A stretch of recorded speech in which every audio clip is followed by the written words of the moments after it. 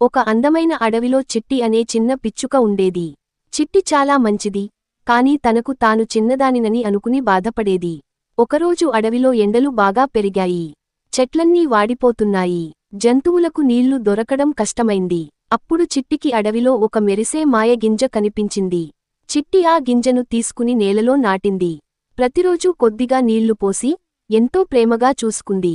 కొన్ని రోజులకు అక్కడ ఒక పెద్ద చెట్టు పెరిగింది. ఆ చెట్టుకు తీయని పండ్లు, చల్లని నీడ, పక్కనే చిన్న నీటి ఊట కూడా వచ్చింది. అడవిలోని జంతువులన్నీ సంతోషించాయి. సింహం చిట్టితో, "నువ్వు చిన్న పిచ్చుకవే అయినా నీ మంచి మనసు చాలా పెద్దది" అని చెప్పింది. చిట్టి నవ్వుతూ, "చిన్న సహాయం కూడా ఎవరికైనా పెద్ద ఆనందాన్ని ఇవ్వగలదు" అంది.